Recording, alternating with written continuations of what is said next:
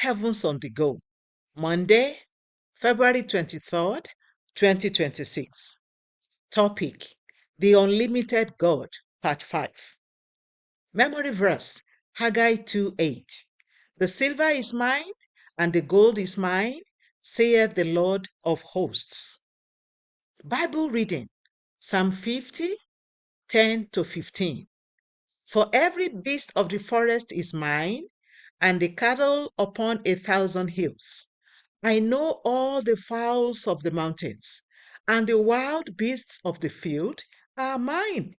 If I were hungry, I would not tell thee, for the world is mine, and the fullness thereof.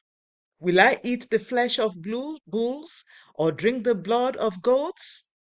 Offer unto God thanksgiving, and pay thy vows unto the Most High, and call upon me in the day of trouble. I will deliver thee, and thou shalt glorify me. The message. Over the past few days, I have discussed how God cannot be hindered by opposition, circumstances, or time. I will continue this series today by discussing how he rules in the affairs of men and cannot be hindered by resources.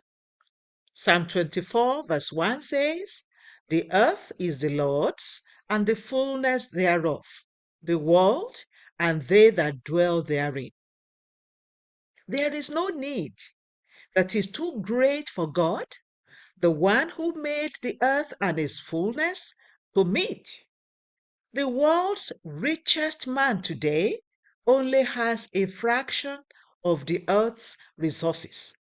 Also, the combined wealth of the world's richest people is only a drop in the ocean compared to the vast riches that God has put on earth. In Mark 6:35-44, when a multitude gathered before Jesus and the disciples were worried about how to feed them, he asked them to search if they could find some loaves of bread, but all they could find was a little boy's meal. I am sure the disciples must have thought that Jesus would laugh when they brought it to him, but he took that little meal and multiplied it to feed over 5,000 people. When you give your little resources to the Lord, he will ensure that you have more than you need. In 2 Kings 4:42-44, a man brought some foodstuff to Elisha that would have lasted him for a couple of days or weeks. However, Elisha was not alone. He had 100 other men, sons of the prophets, with him. When he asked his servant to serve the men, the servant wondered how such a small quantity of food would be enough. However, when the word of the unlimited God came, that little food fed 100 men, and there were leftovers. When the word of the Lord comes upon the little you have, it will be more than enough. In today's memory verse, God said that silver and gold belong to him. Likewise, in today's Bible reading, he said that the beasts of the field and the cattle upon 1,000 hills are his. God has unlimited resources, and one way to enjoy them is to live a life of thanksgiving. When you appreciate God for everything he has done, he will do much more. It is the will of God that you give thanks in all things.